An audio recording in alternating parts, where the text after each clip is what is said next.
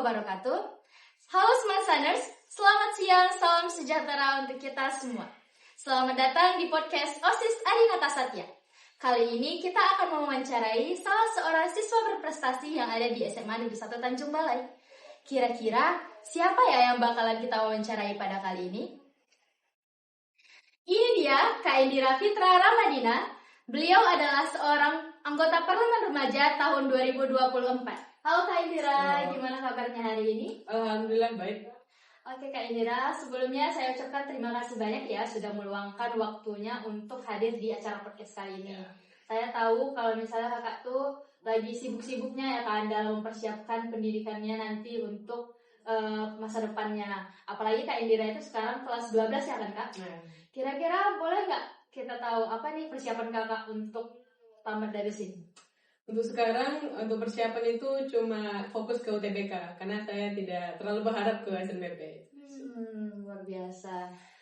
Sebelumnya sewaktu kakak ada di SMA ini, kakak itu mengikuti kegiatan apa aja sih di sini? Ada beberapa ya, contohnya seperti Parlemen Remaja, ada ESLC juga dari Universitas Indonesia dan juga menjabat sebagai ketua OSIS dan mengikuti berbagai kegiatan dan perlombaan seperti FL 2N, OSN dan Olimpiade lainnya. Banyak ya Kak. Gimana sih cara kakak memanage waktu kakak itu untuk menyeimbangkannya antara nilai akademik sama non-akademik ya? Nah, untuk biasanya kalau saya mengikuti kegiatan di luar itu, saya menyelesaikan dulu apa pekerjaan yang ada di sekolah dulu. Dan misalnya kalau saya butuh waktu, saya pasti membicarakannya dulu kepada guru mata pelajarannya. Apakah saya bisa telat sedikit untuk mengumpulkan tugas karena saya ada kerjaan yang lain. Oke. Tadi kakak menyebutkan kakak itu sedang mengikuti kegiatan Parlemen Remaja tadi. Kalau boleh tahu apa ya Parlemen Remaja itu Kak? Parlemen Remaja itu adalah wadah kegiatan pendidikan dan politik dan demokrasi yang diselenggarakan oleh DPR RI bertingkat nasional. Oh, DPR RI, berarti kakak tertarik sama yang namanya politik ya? Ada seseorang nggak di balik inspirasi atau yang memotivasi kakak untuk mengikuti Parlemen Remaja? Ada sebenarnya, itu mama saya sendiri. Karena mama saya sendiri itu adalah seorang DPRD di kota ini. Oh, seorang DPRD luar biasa sekali ya. Berarti sepertinya ada mendarah dagingnya ke anaknya. Dari kecil. Iya. Kakak mengikuti kegiatan Parlemen Remaja itu dan berhasil menjadi anggota Parlemen Remaja. Sewaktu kakak mengikuti kegiatan itu, apa yang dilakukan atau apa tahapan-tahapan seleksi yang mereka berikan pada saat menyeleksi anggota-anggota yang sedang mendaftar? Untuk lolos jadi Parlemen Remaja itu ada 3 tahap. Yang pertama ada seleksi CV, yang kedua ada esai, yang ketiga ada video kampanye. Video kampanye itu seperti apa ya Pak? Nah, video kampanye ini adalah POV kita sebagai anggota DPR untuk menyelesaikan masalah sesuai tema yang diberikan oleh para panitia. Kemarin temanya itu pendidikan berkualitas.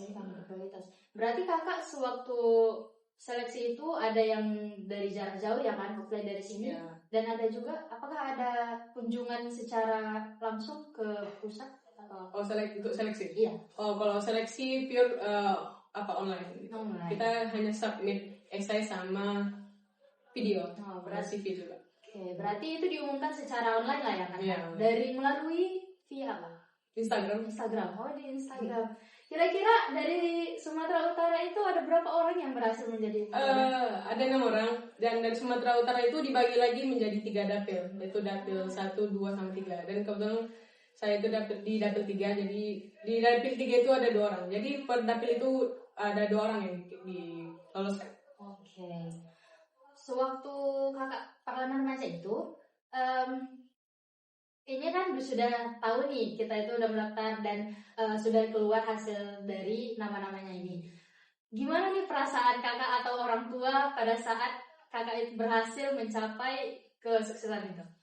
Sangat bersyukur kepada Allah Subhanahu Wa Taala karena saya telah memperjuangkan Parlemen Remaja ini selama 2 tahun. Pada tahun pertama itu tahun 2023 pas saya kelas 11, saya mencoba Parjat namun tidak berhasil, tidak lolos. Dan di tahun kedua saya coba lagi dan alhamdulillah lolos. Di tahun pertama itu pada saat kelas 11 ya Iya. Kak. Oh mungkin di kelas 11 itu masih kurang persiapan Iya, ya. betul. Masih tidak terlalu ini.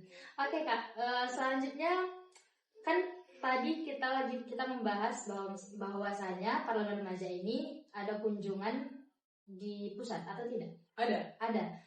Berapa hari Kakak di sana? Selama 6 hari 5 malam. Apa aja kegiatan yang mereka lakukan?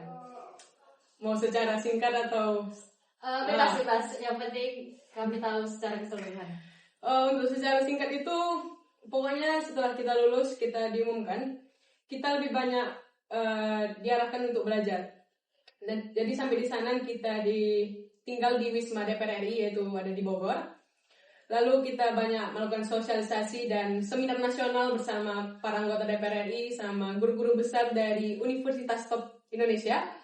Dan juga kami juga ada melakukan simulasi rapat dengar pendapat umum, rapat kerja, bahkan sampai ke rapat paripurna.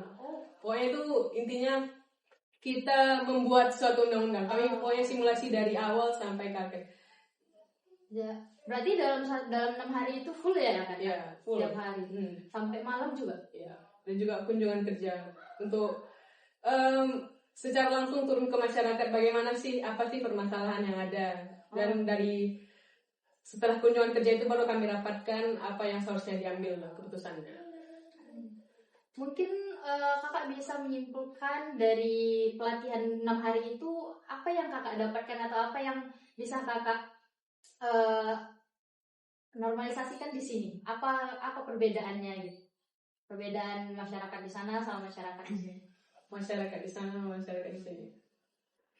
Nah, untuk sebagai anggota DPR RI ya, jujur menjadi anggota DPR itu susah. Dan setelah saya mengikuti partai ini, wah ternyata kayak gini ya, rupanya orang-orang yang mencibir itu hanya ngomong saja. Setelah saya menjadi anggota DPR itu selama 6 hari ya simulasinya, ternyata menjadi anggota DPR itu ngantuk. Ya, itu kan banyak ya yang mencibir anggota DPR itu, apa sih ini DPR tidur mulu. Padahal pada nyatanya memang pada saat beberapa rapat itu memang otak itu tuh sangat depres sekali. Jadi kadang merasa ngantuk itu kadang mau datang. Karena tidak ada. Karena rapat untuk membuat suatu undang-undang itu bukan hanya sekali rapat, tetapi banyak beberapa proses lagi. Jadi sangat membutuhkan energi. Terutama kan kalau DPR kita sekarang kan terutama itu orang dewasa, orang-orang yang sudah senior dan tua, pasti apalagi kondisi fisiknya dan mentalnya pasti sangat lelah kan. Kami saja yang remaja lelah, apalagi orang sudah ya. Jadi setelah dari DPR RI itu gak lagi lah untuk menjudge anggota DPR itu cuma tidur aja gitu. Itu saya rasa itu cuma ketepatan mereka tertidur di ruang sidang gitu. Sepertinya saya dengar pun lumayan capek itu ya karena tidak hari. Kakak kemarin waktu di Parlemen Remaja itu ada nggak mereka berjumpa dengan teman-teman atau relasi gitu? Pastinya banyak ya, dari Sabang sampai Merauke ada. Membuka insight kali lah bahwa banyak kali orang-orang yang ada di atas kita. Kadang saya merasa tidak ada teman-teman yang sefrekuensi lah yang di daerah saya yang sama dengan tujuannya. Paling ada lah cuma beberapa. Pas sudah sampai di sana jumpa kawan-kawan baru, wah ternyata orang tuh lebih dari apa yang dipikirkan gitu. Saya lihat banyak sekali ya di situ campur dia, ada perempuan, ada laki-laki. Kira-kira mendominasinya? Tidak tentu ya, intinya ada itu di setiap provinsi itu ada perwakilan. Oke, keren sekali Kak Indira. Pertanyaan terakhir nih Kak. Kan ini setelah mendengar cerita dan pengalaman yang kakak lakukan pada saat mengikuti kegiatan Parlemen Remaja itu, apa sih tips atau trik yang kakak lakukan supaya bisa lolos melalui tahapan-tahapan yang mereka berikan di awal seperti esai atau apa gitu? Ada nggak tips atau apanya gitu? Jadi karena saya sudah pernah lolos sekali, jadi yang paling utama itu kalau untuk kamu yang kelas 10 dan kelas 11, perbanyak mengikuti kegiatan lomba dan kegiatan apapun itulah untuk menambah CV. Karena itu memang CV itu memang penilaiannya cuma 25%, cuma itu kan sangat berpengaruh ya. Pas saya mendaftar pada tahun 2023 itu saya belum jadi ketua OSIS, belum memenangkan Olimpiade. Nah, setelah 1 tahun saya menggali potensi dan saya daftarkan dengan CV tersebut, alhamdulillah lolos. Nah, yang ternyata, dan kedua, perbanyak public speaking. Karena ngomong di depan kamera itu juga susah kalau tidak terbiasa. Yang ketiga, banyak belajar dari senior sih. Dan terakhir yang paling penting itu doa sih. Nah, ikhtiar. Jangan terlalu membandingkan diri sama orang lain. Dan jangan terlalu mengumbar proses. Umbarlah hasil itu hanya untuk dirimu sendiri. Wah, luar biasa. Buat mereka itu beruntung. Buat mereka ngerasa kalian itu beruntung, padahal banyak proses yang telah kalian lewati. Luar biasa sekali ya Kak Indira. Saya dengar juga dari sekolah kita ini cuman baru kakak ya yang jadi parlemen remaja. Dari Kota Zimbal. Oh, dari kota. Sangat membanggakan tentunya kan Kak. Menjadi parlemen remaja itu keuntungannya itu bisa jadi apa kita? Apa langsung bisa nanti sewaktu kita tamat sekolah ini bisa jadi DPR atau apa gitu? Enggak. Tentunya yang paling penting dari benefit dari Parja ini cuma pengalaman sih. Artinya kayak jadi tahu kayak mana rapat itu kayak mana jadinya, rapat itu ada berapa, dan relasi itu sangat penting sih. Jadi membuka insight baru, mindset baru, dan sertifikat lah itu mungkin berguna untuk CV ke depan. Tapi kalau untuk langsung jadi anggota DPR enggak ya? Harus bisa ada manual juga. Tidak ada tiket emas gitu ya nanti. Wah, sungguh pengalaman yang luar biasa tentunya bagi kami yang masih kelas 10 dan kelas 11 ya kan Kak?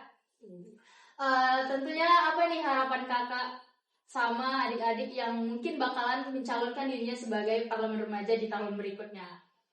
Tahun ini, ya, depannya. Tahun ini. Nah, untuk adik-adik Caparja tahun 2025, tetap semangat dan tetap pantau akun Instagramnya Parlemen Remaja dan khususnya Parja Sumut. Banyak belajar dari senior-senior yang sudah menjadi parlemen, sudah menjadi Parja, terutama yang terbaik ataupun bahkan para pimpinannya, karena mereka merupakan face dari parlemen remaja. Dan pastinya itu tadi yang seperti tips and trick tadi, lebih banyak mengumpulkan kegiatan untuk CV dan perbanyak public speaking. Oke. Terima kasih banyak ya Kak Indira atas kesan dan pesannya pada podcast kali ini. Ya, sama-sama. Semoga apa yang telah disampaikan oleh Kak Indira dapat menjadi motivasi serta inspirasi kita dalam meraih cita-cita kita. Jangan lupa saksikan podcast OSIS Adinata Satya pada berikutnya dengan sosok inspiratif lainnya. See you, Usman Sangers!